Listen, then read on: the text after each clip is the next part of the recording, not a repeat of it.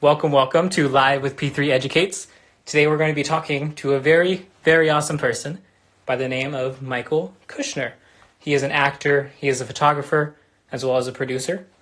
And I'm very glad that you guys are joining here today. Hello, Ethan. A little bit about myself before we begin. I am a junior in college. I go to Chapman University, and I am a strategic and corporate communication major, as well as a double major in theater technology. So strategic and corporate comm is basically like a communication where you're like designing strategic messages, and then theater technology is the behind the scenes of theater. So I'm very happy to be here because it literally combines both of my majors perfectly. So thank you very much to John for having me. And it looks like Michael Kushner has arrived. So let's see if we can add him to the stream real quick. All right, here he comes, everyone. It is Michael Kushner. Hi. Hello. Hello. Thank you for joining me today. Oh my gosh, I'm so excited. I love going live. It's thrilling. It's so much fun. I know. I didn't want to interrupt you introducing yourself. So if you have anything else, please go. I want to listen. I want to get to know you as well. So Yeah, sure. Honestly, that's pretty much it. I also do I'm the marketing intern right now for P3 Theater Company, so that's really fun. But I'd love to hear more about you. I gave you a little introduction, but I feel like when people talk about themselves, that's when they can really get into it. So what do you do for your job? Oh, yes. What do I do? I teach workshops on how to answer this question. Yes. This question is very important, and how to answer it's very important. I'm a multi-hyphenate. I am an actor, photographer, producer, and writer. That's basically what I do. I can elaborate more because, of what this sort of deal is. But if we were stuck in an elevator, I would say I'm a multi-hyphenate actor, photographer, producer, and writer. Actor, photographer, producer. Yeah. Okay. Yeah. I'm like, Jesus, what am I doing now? But yeah, I mean, that answer is very important, to that question, because the question, it gets asked everywhere. It gets asked in college auditions, interviews, professional auditions, a myriad of things. So, Yeah. But yeah. How did you get into this field? Did you start with one and then expand from there? What inspired you to do all this? Yeah, so basically I was a child actor. I actually did a show with John called A Stoop on Orchard Street when I was 13. Which was, a time, because that's a very impressionable age, and I'm surrounded by adults that I really found influential, and I was able to come out at an early age because of that, and I was able to really kind of figure out my identity as a young human on this planet, because I was the only kid in a cast of 24. Sure. So I remember I used to ask everyone for the little boy from Orchard Street. That's right. I remember I used to ask my cast to give me their headshots because I loved to look at them, and I guess there was something about seeing if they told very specific stories, or I was very drawn to them, and I continued to work regionally, and then I went to a performing arts high school, and then I went to performing arts sleepaway camp, and then I got my BFA in musical theater from Ithaca. So the performance track was a constant. That was the through line in my life. But then there were things that I started to pick up, like arts administration stuff, which I was then able to put in my turn into producing professionally. Sure, and then and then photography started when I got a camera for Hanukkah, but I had already knew what made a good headshot by studying those headshots. So how old were you when you got that camera? Oh, I was going into my junior year of college. I was going to go study abroad in London. And so, I was documenting and taking pictures of my friends, and my friends were sort of like, you take really good photos. You should do this. as your survival job, which I don't call a Yes. which I don't like the word survival job because it has, a negative connotation. Yeah. So I like to say a for now job. So I fully expected photography to be a survival job. I fully expected, like, in between me being a Broadway star, because that was the intention I had, was to just perform, and that was pretty much it. But oh no, there are other things in No. the So but now I took that and I was like, but okay, I have all of these proficiencies, right? But I'm very heady about art and stuff like that. I'm very heady about the experience, and I was like, there's got to be more to what I do. I can't just be these few things and do that. They have to conjoin, they have to connect. And ultimately I did the work on myself to figure out what that was, and then come up with the whole multi-hyphenating persona, which allows other artists to understand that they too can have a career that they want, that they can control and be their own CEO over. So Totally. And I'm sure a lot of time management plays into that, huh? Time management does play into that, and what's so funny is that I have none. Oh. I have no time management. I have literally no time management. And that's kind of where I talk about what a proficiency versus a skill is. I've been writing about this and writing a book right now about everything. And one of the main things that I'm writing about, that I like talking about in workshops, is proficiencies versus skills. Like I would say time management is a skill, and a proficiency is something that you are supremely good at. So a proficiency would be performance, would be producing, would be writing, would be music directing, would be those things that you are very good at, that make you the money. But then the skills are, I'm really good at organization, or I'm really good at with people skills, and unfortunately time management is not a skill I have. Which is okay. I mean, clearly you're successful, and I'm glad that we have an example of someone who has yes, but I do have people that help me out with my time management skills. Like, I'm very, I just, so that's good. You know what I mean? I'm not a one-man band in that way, where I would have probably lost my head by now. How would you say that your different jobs have impacted your general lifestyle? Yeah, that's a good question. My general lifestyle. So, I never expected to be able to have control over my life as an artist. Sure. Like I'm able to, like, I'm answering honestly. I don't mean to sound like annoying, but no, totally okay. Like, I'm able to go on vacation if I want, or I'm able to go out to dinner if I want. I'm able to live a life that I enjoy, because I was able to kind of rally in all of these proficiencies and be able to turn them into a business. So sort of that was that. I didn't expect that to be able to be like, I can, let's go to Disney, if we, why not? which has been pretty cool, and a nice surprise. I'm trying to think of other things. Working with the people that I've been getting to work with, that's been really exciting. That's been lovely. I never expected to work with some of the people that I got to work with already. Icons and legends and inspirations of mine that I've loved since I'm little,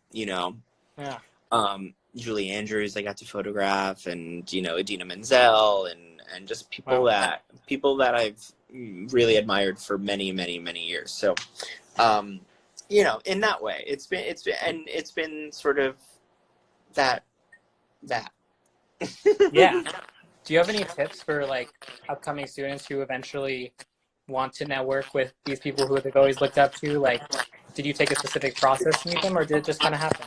You're asking very good questions. I wish that everyone asked these questions. Oh boy. Yeah. So I think that I don't want to say be yourself, right? Like, be yourself. Oh, this is a fundraiser. I see the fundraiser button on the. So, you know, okay. I do be yourself, but in the most impeccable way. Like, exercise those muscles to the point where you're not networking, right? Mm-hmm. There's networking, and then there's net weaving. Net weaving. Let's start with networking. Sure. Networking is a very self-focused energy. It's like a how can this person help me? How can this person, better my career? But when you're net weaving, it's more about the relationship. It's more about how you can help each other, and just that switch of mentality can really change things. So what I would say is, yes, be yourself, but ultimately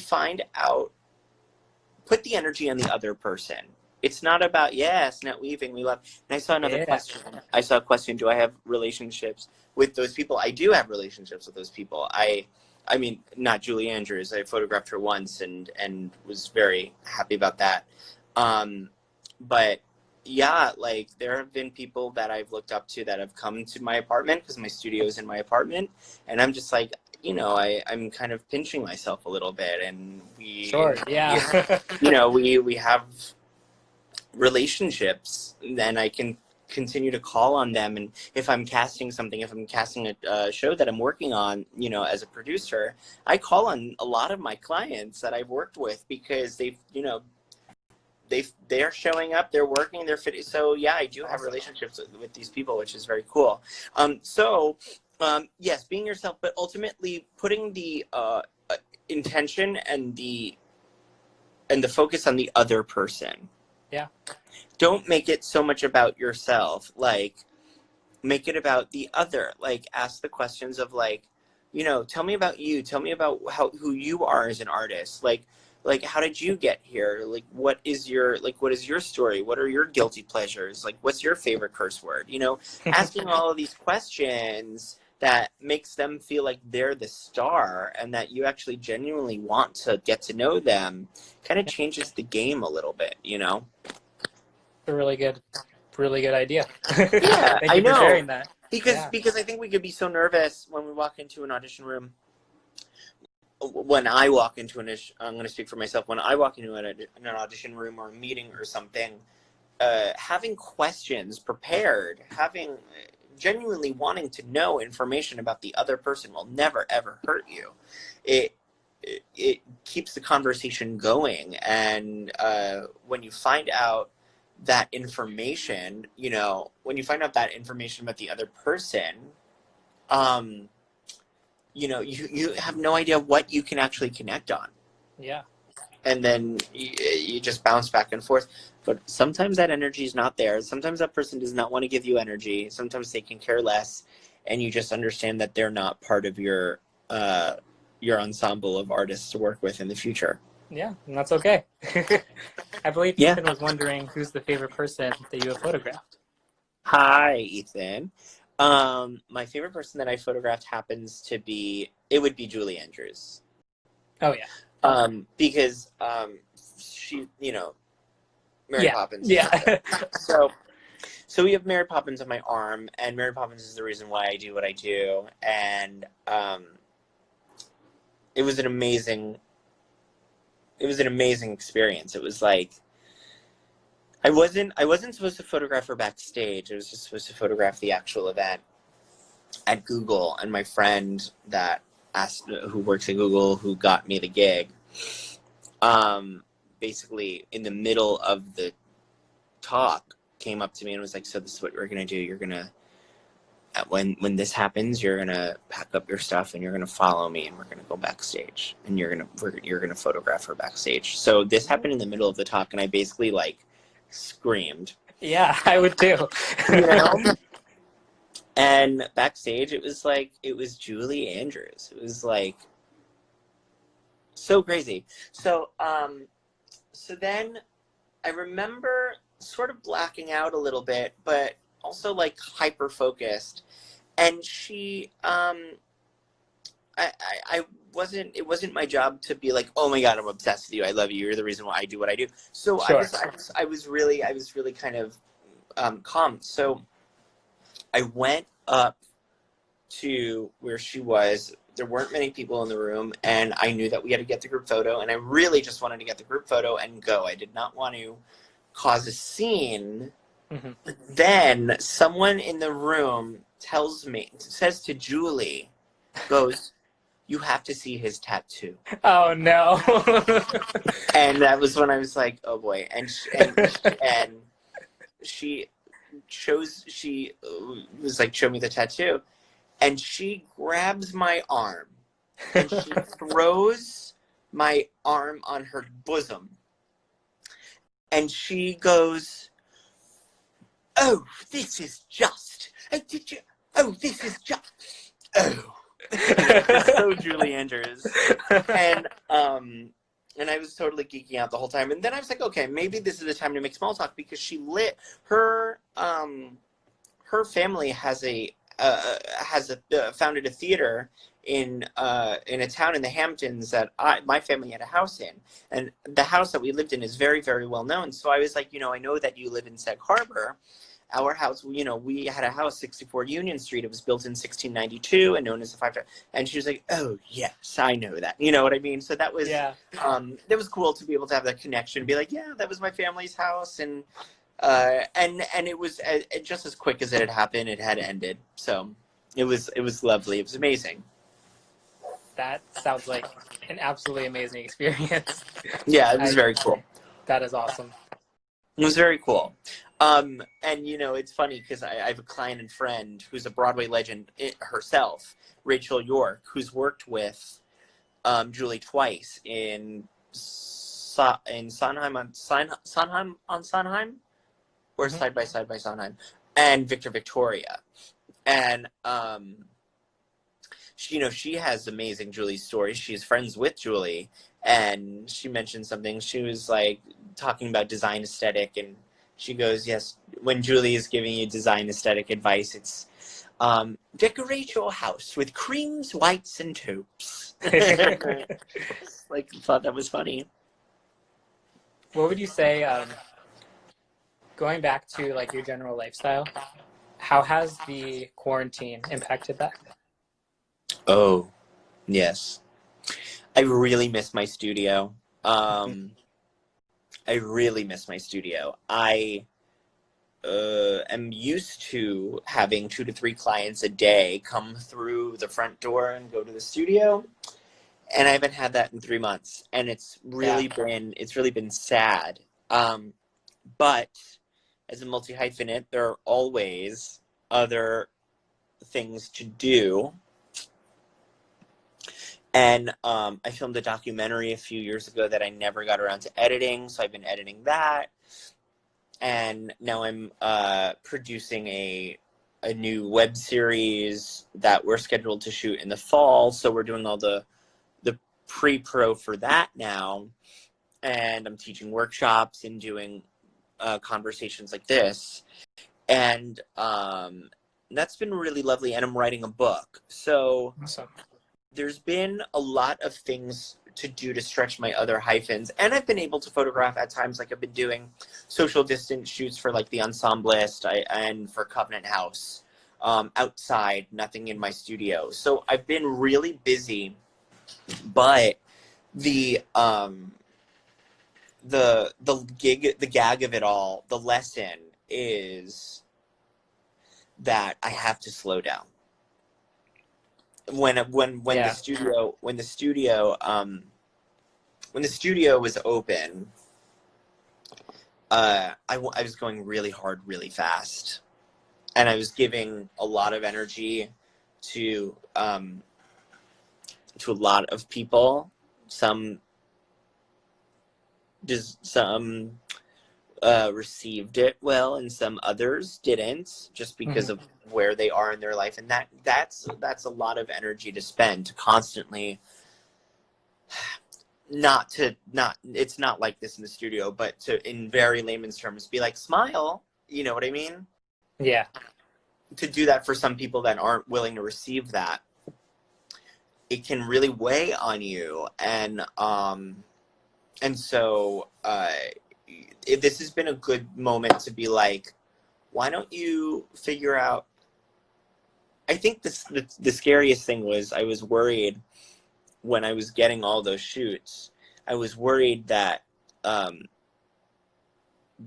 if I was to ever slow down or move shoots, like be like constantly just like have one shoot per day, I would be missing out, or I would risk not having as many clients. And now that it's actually happened because of COVID, now I can actually go back when this is all ready to open back up. Now I can go back and not worry about that and be like, if I do one shoot a day, I will be fine. Yeah. So I'm looking forward to stretching that schedule out a little more and being kinder to myself, but really kinder to myself this time. I always say that, but I never actually adhere to it. So. And having more time just lets you make a difference. I mean, I noticed that on your Instagram recently. I believe every day you're posting some posts. I wonder if you could talk about that specific movement that you're doing right now. Yeah, thank you. And I love that you said it's a movement. Because it's not a moment, it's a movement. And yeah, so this has been it's been a really tough few months. Yeah. COVID was hard. I had it, and it was just like difficult because I got ill, and then I was like dealing with like the after effects. The after effects was kind of worse. Interesting. In my opinion, because I just felt like I had a really bad flu, and that was like fine. I could like deal with that, right? But it was the after effects that were really weird. It was like I was nailed with this exhaustion and this this exhaustion. I would like get up from the couch and be winded, or I couldn't, or I like would walk to the supermarket and just be completely out of breath. Like the after effects were really tough. And they lasted for a while. So that was hard. And now we have another pandemic, and that's racism. And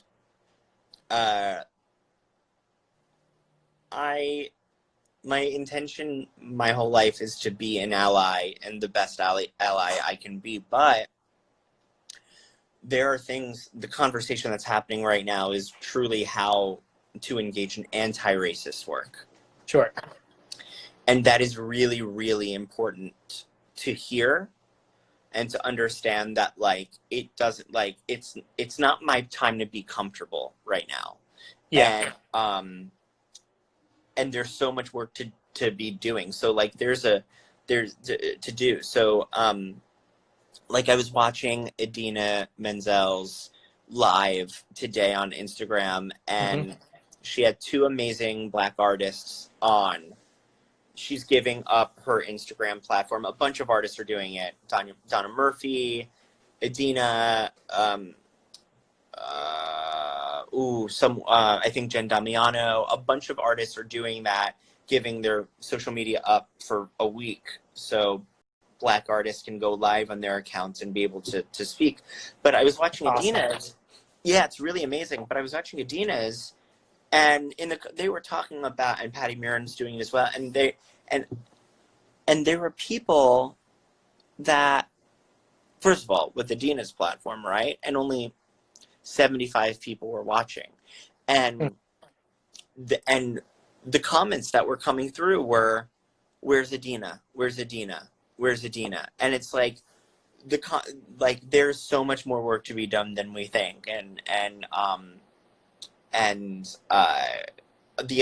there's many uncomfortable conversations to have, starting with myself and how I have contributed to racism in the industry, even though I identify as an ally. And there are things that I've been doing just subconsciously because I benefit from systemic racism. Sure. And so the whole idea of unlearning to relearn has been really enlightening. And I'm issuing my pledge to anti-racism soon. I just want it to be worded the best way that it can be. But I'm taking responsibility for certain things that I have, for certain things that I have not, that I haven't called out on myself yet. I haven't held that responsibility, so I'm doing that now, and also taking, making sure that there's no, virtue signaling, and I'm not trying to be like a white martyr or anything. You know what I mean? Yeah, but yeah. Sit and be uncomfortable. And when people ask me how I am and doing, how I'm doing, it's sort of like, I'm uncomfortable right now. It's my time to be uncomfortable. Like, I just have to listen and just, So that being said, Pride is usually a lot of brunch, a lot of mimosas, trips to Fire Island, yes, so Pride. And it feels very weird for me to engage in Pride activities that way. Yeah. This year, especially when the world is falling apart. So I wanted to create something that celebrated the original meaning of Pride mixed with the pressing importance of Black Lives Matter. Mm-hmm. So I was able to give my platform over in ways where I can now help tell stories of by POC artists that are also queer in the industry, help them share their stories and give that over. How'd you Pulling do out that? some examples here. Oh, cool. It looks like it's cropping a little bit. How'd you do? No, it's okay. But you can get, you can still kind of see that. The one that I posted today of Alessia is pretty cool. She used it actually to come out. Oh, wow.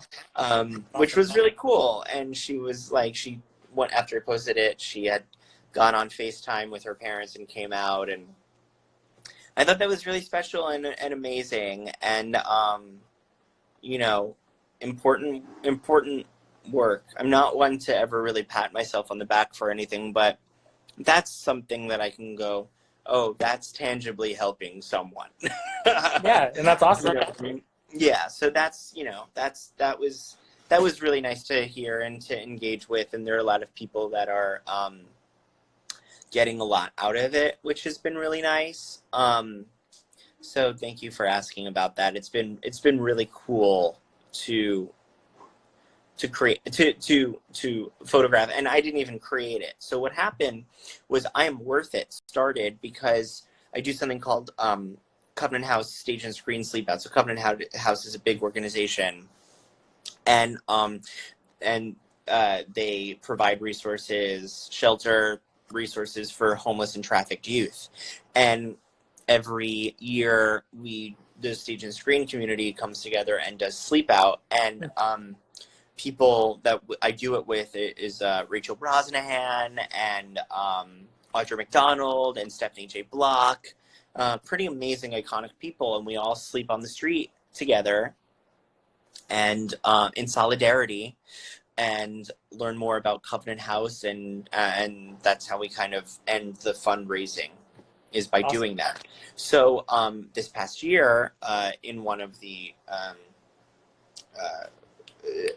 in one of the presentations of Sleep Out, a young woman by the name of China presented a PowerPoint and was like, I have this idea for a photo shoot to destigmatize homeless youth. And I was like, I'm a photographer. We all know I'm a photographer here, so I'm going to volunteer my time There we go. and help her with this. So about a month later, after she planned it, She directed me. She gave me all the art direction, and I just photographed her vision. So basically what I did with I Am Worth It, Pride and Black Lives Matter edition, I worked with Covenant House to make sure that, you know, I had their permission and that we would be able to do something with this, you know, afterwards. But it's all China's idea, and I just happen to be the one to help with the photography. That's awesome. Yeah. We are running out of time, so I was Bummer. wondering if you want to plug yourself, if you want to tell people where they can find you. Oh yes. Yes. I'm sorry that we ran out of time. I Oh, like no, to it's talk okay. a lot. So hi. I'm at the Michael Kushner on Instagram. That's primarily where you'll see like my headshots, portraiture, like what's going on in my life, like things that I really need you to kind of follow. Yeah. You know what I mean? That's like where you go to mainly find out what I'm up to. And then you can go to the Dressing Room Project, which is kind of off the hook for the time being, just because, you know, Broadway's not open. But I do have two things that you can watch and listen to. I do have a new talk show called My Broadway Memory with the Broadway Podcast Network every Thursday live at 7 p.m. Eastern Standard Time. So it'd be 4 p.m. by you guys. Basically, my co-host and I have two guests per show, and we go through our playbill collection and pull a playbill at random and talk about the memories associated with it, and it's really fun. Oh, that's so cool. And we were off the air for 2 weeks to give space and energy towards Black Lives Matter, but we have Josh Lehman and Caitlin Kinnunen from The Prom for this week's episode, and Dimitri Moisha from Book of Mormon and Beautiful to share some good news. And so there's that. And then Dear Multi-Hyphenate is my professional podcast. My next episode is with Tanya Pinkins, Tony winner Tanya Pinkins. You could listen to both on Apple Podcasts. Yes, you can. But you want to watch the show live every Thursday. It's really fun. But Dear Multi-Hyphenate, you could do Apple Podcasts, all the good stuff. And I'm pretty sure that's it. But, you know, just follow me on one thing and you'll figure out where to follow me on the rest. There we go. Well, thank you so much for joining us today. I enjoyed talking with you and learning more about your career. So thank you. Thank you so much. And reach out, you know, anytime you have any questions. That goes for everyone that listened. And please reach out. And I'm a resource for you. So we also have a workshop. I'm teaching a workshop coming up in July. We did it in June, but we're doing it again in July. It was a huge hit, and it's a multi-hyphenate workshop that I teach with two other artists. So it's super cheap. One, it's super cheap, but also it really sets you up for success. It's actually a really good workshop. So thank you for the questions. And I hope, if people want to learn more about where to find that workshop, should they just go to your Instagram? Yeah, the Instagram, or now they can go to Multi-Hype Workshop. Can I write it in a comment? Multi-Hype. Yeah, sure. Multi-Hype Workshop. I swear I'm an old man. Multi-Hype. I feel that. Workshop.com. And then thank you, John. Thank you for having me. Pin it. I don't know what that means. Pin it. I think if I click it, there we go. It is pinned. So it'll What show does up that on the mean? bottom for people. Oh, cool. I love that. Yeah.